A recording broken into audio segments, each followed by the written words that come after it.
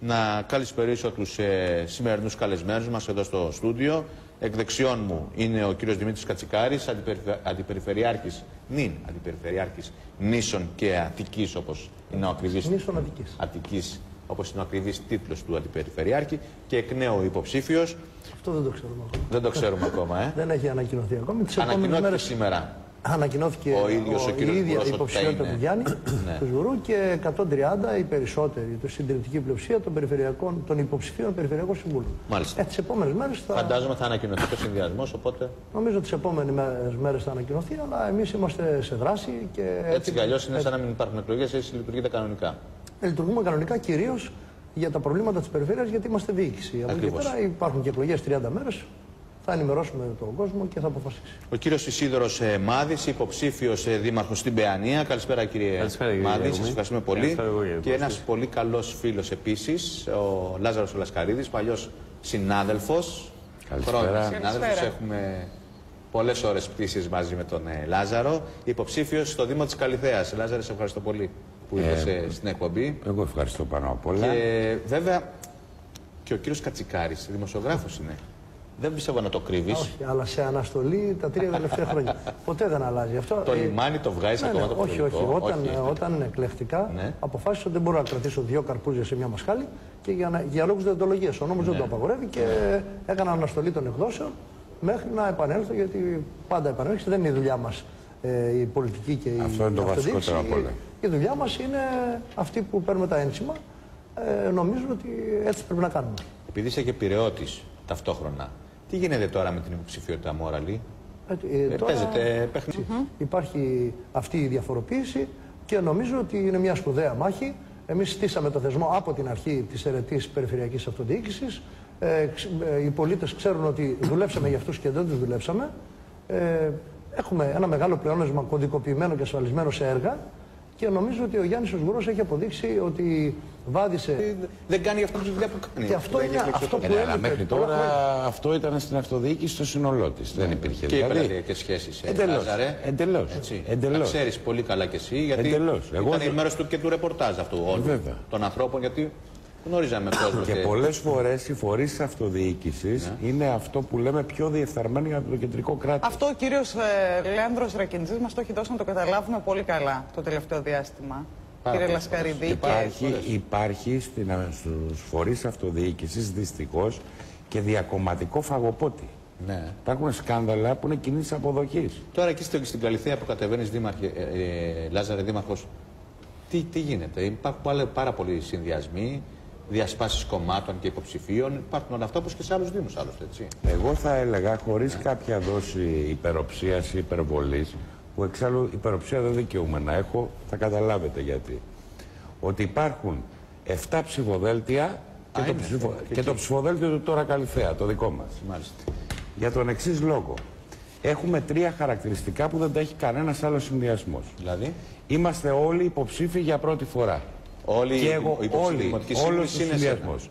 Και εγώ και όλος ο συνδυασμός. Αυτό είναι πολύ δύσκολο, γιατί συνήθως υπάρχει μια κατάσταση η οποία προηγείται. Είναι πολύ δύσκολο να συγκροτήσει συνδυασμό εξ αρχής. Αυτό που θέλουμε να κάνουμε δεν περνάει μέσα από το παλιό. Μάλιστα.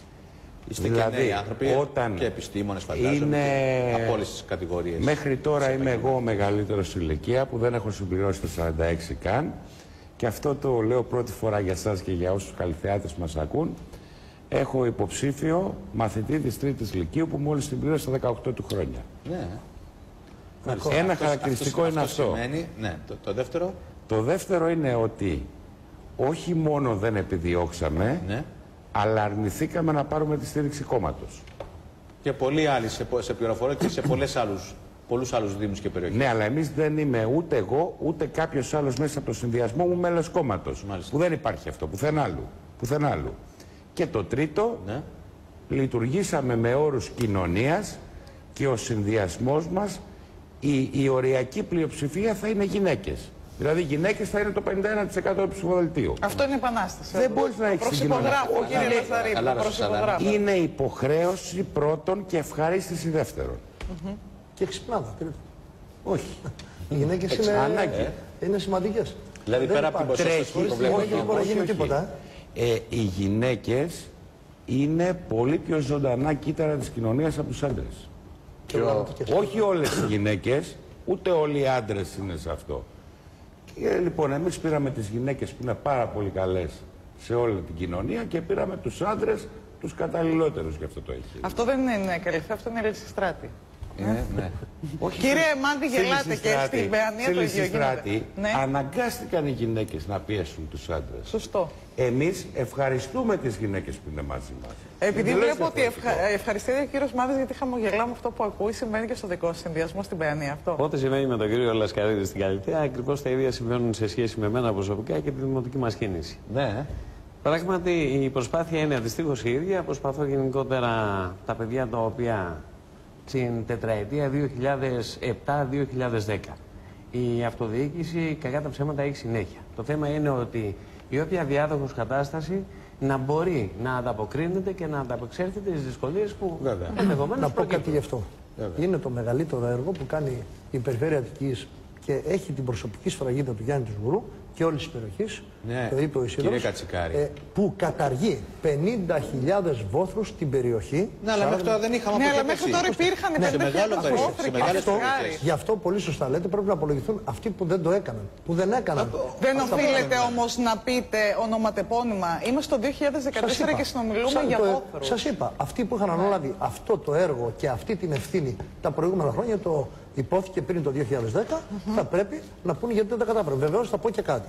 Ένα έργο, το οποίο δεν το ξέρουν κάποιοι αντιποψήφοι, για να οριμάσει, θέλει πάρα πολύ χρόνο. Υπάρχουν τεράστιες δικαστικές εμπλοκές. 37 στο έργο αυτό, 37 δικαστικές εμπλοκές μεταξύ των εργοληπτών και όλα αυτά. Είναι όμως μεγάλη επιτυχία για την περιοχή να καταργούνται αυτοί οι βόθροι και η Ανατολική Αττική πρέπει να μπει σε μια νέα εποχή. Δεν μπορεί την εποχή αυτή, όπως και στα νησιά. Εμείς χθες ξεκινήσαμε στις Πέτσες 19 εκατομμύρια το βιολογικό για την αποχέτευση. Στις Πέτσες. Δεν μπορεί τα νησιά στο Λίδια να μην έχουν βιολογικό δασμό και αποχέτευση. Αλλά ένας πολίτης όταν μας ακούει ή όταν βλέπει αυτό το έργο που ξεκινάτε τώρα, σου λέει το κάνουν προεκλογικά. Και δεν το λέω μόνο για τη δική σας περίπτωση. Το λέω και για πάμπολες άλλες περιπτώσεις σε ανάλογους δήμους. Όταν ξεκινήσαμε το 2011 εμείς την προσπάθεια, ας πούμε, παραδείγματος χάρη στις Πέτσες, έτσι, επικαιροποιήσαμε τη μελέτη, κάναμε διεθνή διαγωνισμό όπως έγινε και στην Γκροπία Παιανία. Αυτό παίρνει χρόνο. Δεν είναι θέμα προεκλογικού. Είναι πού έρχεται η φυσική ροή των πραγμάτων. Έχει συνέχεια η ζωή και να σας πω και κάτι άλλο. Είμαστε και προσωρινοί όλοι. Αν κάποιοι θέλουν να είναι θαυματοποιοί. Αυτό το καταλαβαίνει. Έχει, ξέρετε, κάνει μετά. Εγώ το πιστεύω απολύτως αυτό. Είμαστε προσωρινοί και στη ζωή και ειδικά στην πολιτική και στην αυτοδιοίκηση. Και είμαστε σκηταλοδρόμοι. Και είστε και πιο ήσυχος. Είσαι καθαρός, παίρνεις τη σκητάλη, αφήνεις τα ίχνη σου, αν μπορείς, θετικά και βαθιά και παραδίδεις κάπου. Ναι, αλλά κύριε Κατσικάρη, δεν είναι και θέμα προτεραιοτήτων. Δηλαδή, όταν μιλάμε για βόθρους το 2014, δεν έπρεπε να είναι η απόλυτη επίγουσα προτεραιότητα αυτό το θέμα. Όταν το έλεγε ο Γιάννης Βουρός το 2010, τον κοροϊδεύανε κάποιοι. Έλεγαν τι λέει ο άνθρωπος. Στερεά, υγρά, απόβλητα, τους φαινόταν λίγο απόκοσμο. Και όμως είναι το κεντρικό ζήτημα και του τουρισμού και της οικονομίας και της ανάπτυξης και του περιβάλλοντος. Είναι τεράστιο, το είπε. Να σας πω, έκανε μια πολύ ενδιαφέρουσα επισήμανση ο κύριος Κατσικάρης ότι είμαστε προσωρινοί και στη ζωή και στα αξιώματα, σε οτιδήποτε. Φέρνω παράδειγμα στην Καλυθέα εμείς έχουμε μια δημοτική αρχή που είναι 16 χρόνια και από τους αντιδημάρχους, ο ίδιος δεν θα είναι υποψήφιος ο κύριος Ασκούνης. Έχουμε αντιδημάρχους 16 χρόνια στο ίδιο πόστο, σήμερα υποψηφίους δημάρχους και έχουμε αντιδημάρχους 24 ετών. Ο νομοθέτης το 1994, όταν γινόταν ο δεύτερος βαθμός αυτοδιοίκησης, είχε προβλέψει κάτι πολύ σημαντικό. Η θητεία των ερετών στην ομαρχιακή αυτοδιοίκηση τότε να είναι 8 χρόνια. Και αυτό είναι ανάγκη και ανάσα για τον κόσμο. Γιατί δεν μπορεί να αποδώσει ο άλλος όταν είναι τόσα χρόνια. Έχει κορεστεί. Αυτό να μην γίνει όπως στις Ηνωμένες Πολιτείες που κάποιος εκλέγεται πρόεδρος, κάνει 2 τετραετίες και φεύγει. Και εδώ, επειδή μιλάμε γενικά για το χρόνο της αυτοδιοίκησης, είναι υπερβολικά και αυτά τα 5 χρόνια που δίδονται ως θητεία. Είναι πάρα πολλά. Εσείς θεωρείτε είναι πολλά, κύριε Λαζαρίδη? Πάρα πολλά. Αλλά ήταν και λάθος αυτή η θητεία, η κουτσουρεμένη, έτσι. Είναι ικανά όμως αυτά τα 5 χρόνια για κάποιον που είναι υποψήφιος με το επιτελείο, το αν εκλεγεί κτλ. Να παρουσιάσει αυτό το όραμά του, αυτό τη σκέψη του, την ιεράρχησή του και όλα αυτά. Κακός που δεν τον μπλόκαραν τα κόμματα όταν ψηφιζόταν ο Καλλικράτης. Πρέπει να αποκοπεί η αυτοδιοίκηση από τη διαδικασία των εκλογών, Ο Καλλικράτης έγινε με μια σύμπνοια του Πασόκ και της Νέας Δημοκρατίας τότε για να έχουν τα κόμματα εκλογικούς αντιπροσώπους. Επειδή τα κόμματα είναι σε ένα δραματικό σημείο, πλήρως απαξιωμένα από την κοινωνία σήμερα, και σου λέει θα έχουμε κανένα υποψήφιο δημοτικό σύμβουλο του κόμματος να μας βάλει εκλογικούς αντιπροσώπους, γι' αυτό ουσιαστικά έγινε. Στην ουσία μηχανισμό. Βέβαια. Το χειρότερο δεν είναι ότι είναι τα κόμματα σε δυσκολίες. Και πρέπει να είναι η κοινωνία. Το χειρότερο είναι η κοινωνία. Η κοινωνία είναι στο καναβάτσο και τα κόμματα δεν μας ενδιαφέρει. Κύριε Κατσικάρη, το γεγονός όμως ότι στα κόμματα μάλλον δείχνουν ανυπακοή σε έναν βαθμό πολύ αιρετή της τοπικής αυτοδιοίκησης, στηρίζοντας την υποψηφιότητα Σκουρού ενάντια στις κομματικές τους πεποιθήσεις, εσάς τι συναισθήματα σας δημιουργεί? Θα σας πω κάτι. Εγώ πίστευα και πιστεύω πάντοτε και ως δημοσιογράφος, για να είμαι ειλικρινής, αλλά και σε όλη τη διαδρομή μου, ότι δεν είμαστε κουρδιστά πορτοκάλια. Δεν μπορεί κανένας να είναι κουρδιστό πορτοκάλι. Και κυρίως ο πολίτης, ο απλός πολίτης. Πιστεύω, έχω εμπιστοσύνη στον πολίτη ότι έχει γνώση, έχει μνήμη, έχει άποψη. Αυτό είναι αλήθεια, το τηρούσε στο Σαγόνα. Ναι, από εκεί και πέρα, το ότι οι δήμαρχοι. Νομίζω ότι είναι και το σωστό για όλους. Από εκεί και πέρα, οι δήμαρχοι έχουν μια άποψη. Και ο Ισίδωρος και άλλοι υποψήφοι δήμαρχοι, ότι πρέπει να συνεργάζονται οι θεσμοί.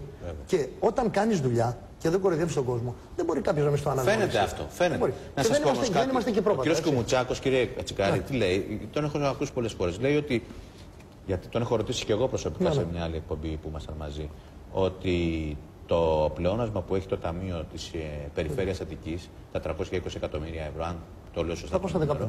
Ναι. Δεν είναι παρά τίποτα άλλο από. Να ανταποκριθούν σε Λάζαρε Λασκαρίδη, στην περίπτωση που εκλεγείς δήμαρχος, το πρώτο πράγμα με το καλημέρα, τη Δευτέρα το πρωί, ποιο είναι αυτό που θες να κάνεις? 5 πράγματα τουλάχιστον. Βρεφική σταθμή για όλα τα παιδιά. Είναι υποχρέωση του Δήμου να έχει όλα τα παιδιά στους βρεφικούς σταθμούς. Δεύτερο, κοινωνικό εστιατόριο. Είναι αυτό δεν το έχουμε ξανακούσει, κοινωνικό εστιατόριο. Το καταγράφουμε. Κοινωνικό φαρμακείο, ενδυνάμωση των ΚΑΠΗ και των δημοτικών ιατρίων και συνέλευση σε ένα μήνα με όλους τους πολίτες, και θα μοιράσουμε και μαστίγια. Γιατί δεν θέλουμε να πάνε τα μαστίγια στους άλλους, θέλουμε να μας δίνουν εμάς αν δεν μπορέσουμε να υλοποιήσουμε αυτά που θέλουμε να κάνουμε. Έχουμε τσίπα επάνω μας, εμείς αν δεν μπορέσουμε να τα υλοποιήσουμε θα πάμε σπίτι μόνοι μας. Γιατί έχουμε την κοινωνική ευαισθησία. Μάλιστα. Ευχαριστούμε πολύ και τον Λάζαρο το Λασκαρίδη. Να ζητήσω μια χάρη τώρα πριν φύγω λίγο. Μην μου πεις για τον Ολυμπιακό. Όχι για τον Ολυμπιακό. Εντάξει, ο Ολυμπιακός θα γίνει απονομή του πρωταθλήματος. Εμείς Παναθηναϊκοί τι θα κάνουμε για αυτό? Μας τα χαλάτε στο τέλος, κύριε Λαζαρίδη, στο τέλος που θα χάσετε. Αυτό το έχει λύσει η ζωή από μόνη της. Λοιπόν, επειδή είναι πολύ φιλόξενο το στούντιο και επειδή αγαπάτε την αυτοδιοίκηση, θέλω να μας καλέσετε όλους τους υποψηφίους δημάρχους Καλυθέας μαζί. Είναι εφικτό αυτό? Είμαι υπέρ του διαλόγου μπροστά στην κάμερα με όλο τον κόσμο. Ωραία. Δεν μου απαντάτε όμως. Ναι, όχι, ναι, θα το δούμε αυτό. Αρκεί να θέλουν όλοι οι υποψήφοι. Είναι 7 υποψήφοι. Θα τους καλέσετε. Εγώ παίρνω την πρωτοβουλία. Πάλι να μην έχουν υποχρεώσει, Λάζαρη, και δεν μπορούσαν να ανταποκριθούν. Όχι πολλοί αποφεύγουν το διάλογο. Θέλουν το μονόλογο, θέλουν τα κομματικά στρατιωτάκια κλπ. Τελείωσε αυτή η ιστορία. Λοιπόν, ευχαριστώ πάρα πολύ τον Λάζαρο. Μόνο με έργο. Όλο το μήνυμά μας είναι μόνο με έργο. Εθνική συνεννόηση, ανάπτυξη, δουλειές και όχι παραμύθια. Δημήτρης Κατσικάρης, αντιπεριφερειάρχης Νήσων και Αττικής, και ο κύριος Μάδης, υποψήφιος δήμαρχος στην Παιανία. Σας ευχαριστούμε και τους τρεις που ήσασταν κοντά μας. Πάμε σε ένα διάλειμμα γιατί αμέσως μετά